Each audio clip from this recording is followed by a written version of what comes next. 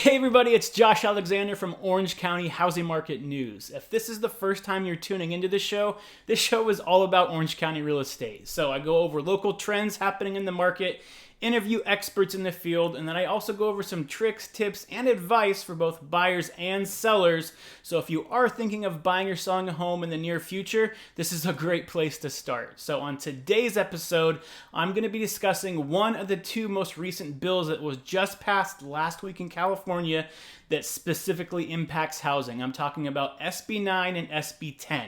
So SB9 is the one I'm going to go over today because that seems to be the more controversial one. So I want to go over some of the details, what to expect, the pros and cons of this new bill, and how that's going to impact you as a homeowner or someone that is thinking of buying a home in the near future. So let's go ahead and get into it.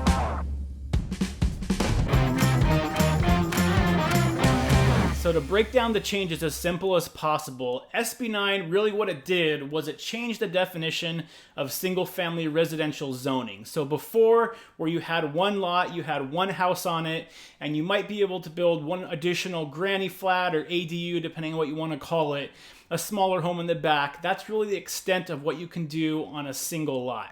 However, we are now looking at changes that are happening because of this SB9. So what is happening now is that single lot can now be split up into two separate lots. And on each of those lots, you can have up to two properties each for a total of up to 4 properties on each individual lot.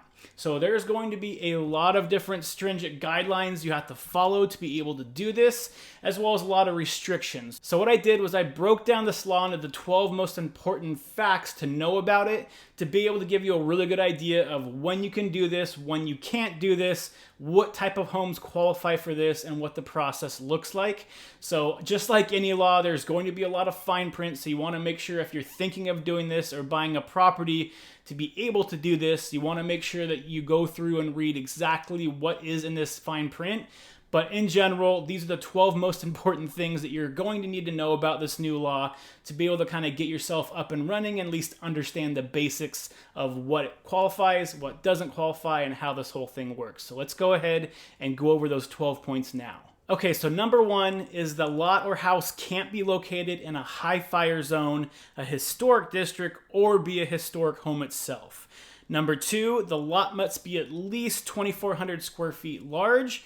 So if it's smaller than that, it's not going to qualify. And then after you do a lot split, each lot needs to be at least 1,200 square feet each, or again, it won't qualify to be able to do this. And you also need to be having those two lots roughly around the same size, at most a 60-40 split. And so basically you need to make sure that those lots are about the same size. You don't have one house taking up 90% of the lot and then trying to squeeze in another 2 houses in the extra 10%. So the next one is that it can't require the demolition or alteration of housing serving moderate, low, or very low income households or a rent-controlled unit.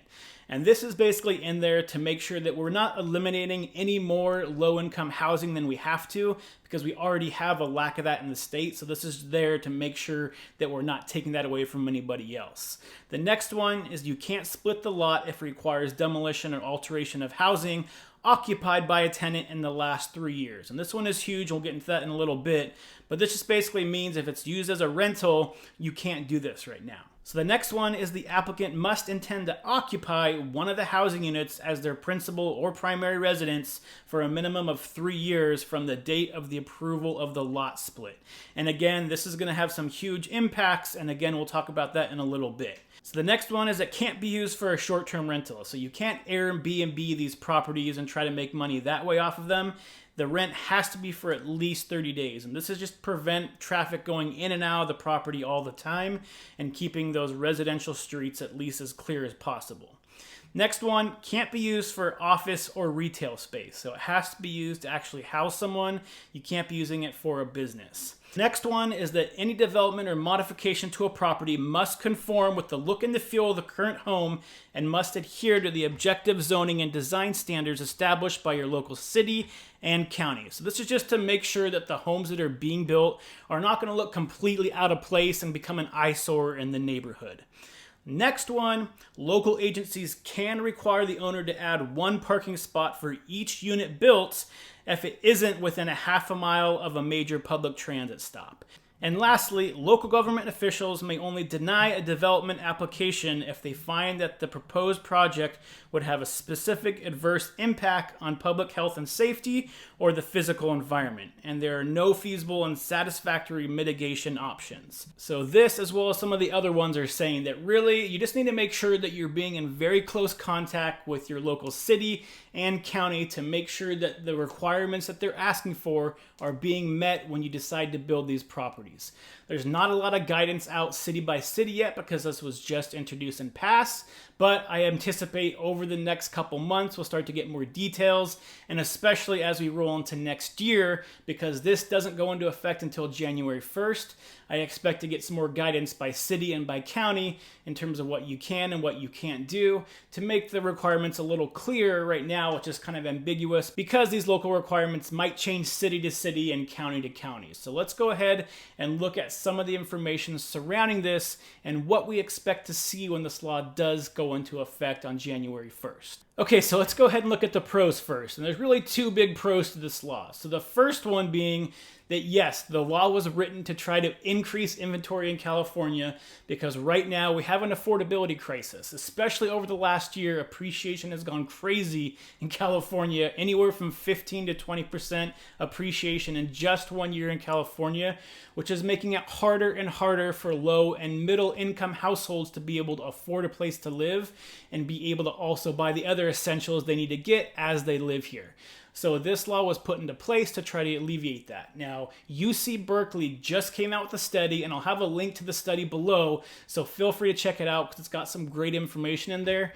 And they're estimating over the next couple years, we can expect this to increase inventory in California by a little over 700,000 homes. Now, is that going to actually happen? It's hard to say, but after they looked at it and kind of determined which homes would qualify to do this and then which homes would actually do this, you're looking at right around 700,000 homes. Now, again, we're anywhere from 2.5 to 3.5 million homes underbuilt in California, so this by no means eliminates the housing problem that we're having, but it does put a little bit of a dent in it, and it will help slow down appreciation and make it more affordable to live in California. So that's one of the pros. So the other big pro that I see with this law is actually for the homeowners that have those lots that are able to be split and you can build property on, and those homeowners that have the means and want to go through the process of permitting, building, and then going through and finding renters for these properties, because it will be a decent amount of passive income they can get from these properties every single month that is going to help pay their own mortgage down and maybe even some more money on top of that. So they're actually making money by having these additional units on their properties. Some homeowners will want to go through that process, but it is a very daunting process. It takes a long time. There's a lot of money involved. So there is going to be some hurdles to get through to be able to do something like this. But like I said, the other pro is going to be that those homeowners that want to go through that are going to have some ability to make some additional income as long as they're comfortable living in the same place as the other properties that they're renting out. So this is a great strategy for those people that are looking to house hack, which basically means that they buy a property, live in one unit, and then rent out the other units to be able to help cover their mortgage, so they pay either no mortgage or very little mortgage, and it helps them get into the home ownership game, and it's a little bit easier to do than having to come up with the entire amount yourself and having to pay that mortgage yourself. So this is kind of an additional strategy that those people that are looking at the house hack, which traditionally they bought maybe a duplex, lived in one, rented out the other. Now they're able to buy a home and either build these properties, or if the properties have already been built by a past owner, they're going to be able to take advantage of that and be able to buy a property and then have 3 additional units or up to 3 additional units of income coming in to be able to help offset their mortgage. So this could be helpful for a lot of those people looking to get into home ownership, just don't quite have the means of being able to pay for their monthly mortgage, but still want to be able to get all the advantages and tax advantages of actually owning a house. Okay, so now I want to talk about the cons, because there's definitely some valid concerns that homeowners have out there about what this new law might do to their neighborhood and what it really means for them. But at the same time, there's also a lot of misinformation out there right now about this new law and what it might do to neighborhoods. So I want to talk a little bit about both and hopefully provide some clarity so you know a better idea of what to expect next year and realistically what is going to happen in your neighborhood when this law goes into effect. So the first thing that I hear from homeowners when I discuss this new law is that, great, I'm going to have a bunch of developers, a bunch of investors come into my neighborhood, snatch up a bunch of houses, tear them down, turn them into 4 rental units, and now I have a bunch of traffic on my street, I can't park, and I'm not going to know my neighbors anymore. That really is something that a lot of homeowners are worried about. Now, the way the law was written, they really put 2 specific things in the law to prevent the majority of this happening in most neighborhoods. So I just want to go over those 2 specific things with you and kind of show you how I don't think that it's really going to impact your neighborhood how some people might think because of the way they wrote this law. Okay, so let's look at the landlord side first. So let's say you have a home in your neighborhood that someone owns, that they're renting it out to someone right now. Well, just by them renting it to someone, it automatically disqualifies them from this new program, because the law states that if that property has been a rental anytime in the last 3 years, that they do not qualify to take advantage of this new law to be able to split the property and put more units on it. So that really takes away a lot of those landlords that might say, hey, I want to turn this property into 4 and increase my income. They wrote it in a way that really eliminates those landlords from doing that. So on the developer side, there's another section of the law that I talked about earlier that's going to prevent a lot of developers from wanting to go through and do something like this. And that is that if you own the property, you have to live in the property for 3 years after you do the split. So there's not a lot of developers out there that are going to take the time to live in the house for 3 years after they split it up just to get the additional units built into the property. It's just not financially feasible for most of these developers. So that's really going to eliminate most of the investors and developers from being able to come into your neighborhood, snatch up properties, turn them to rentals, and create a bunch of traffic and problems. The way the law was written was to prevent that. They want to keep this focused on homeowners that own their home, that haven't rented it out before, and it's just an additional way for them to increase their own income to be able to offset their mortgage or even a little bit extra on top of that, at the same time providing housing for more people in the area. So now let's actually look at those homeowners that this law was written for and really what this means for them in terms of how financially feasible something like this would be under this new law. So let's say you do have a homeowner that's looking at this new law and says, hey, it might be a good idea for me to have 1 or 2 more units on my property. I can offset my mortgage, create some additional income, and it would be able to provide some housing for somebody else. Now, there's 2 big reasons why most homeowners are not going to want to do this. One is the financial cost. Building a separate unit on your property is not cheap, especially in Southern California. Most ADUs are going to cost anywhere from a minimum $150,000 and up. So you're looking at a lot of financial investment to be able to get a second, third, or fourth home on your property. And so a lot of homeowners just don't have the financial means to do that, or don't want to draw all the equity out of their house to get a loan to be able to do that. So it's not going to appeal to a large majority of homeowners. So now let's look at the second reason I don't think you're going to have a lot of homeowners taking full advantage of this new law that comes out. And that has to do with space. So in Orange County, homes tend to be a little bit closer together than some of the other cities that are spread out. So you really don't have a lot of space on your lot. And typically, your house is going to be pretty close to centered in the middle of your lot. So you have a little bit of front yard, a little bit of backyard. A lot of homes just don't have the room, even though their lot size might qualify.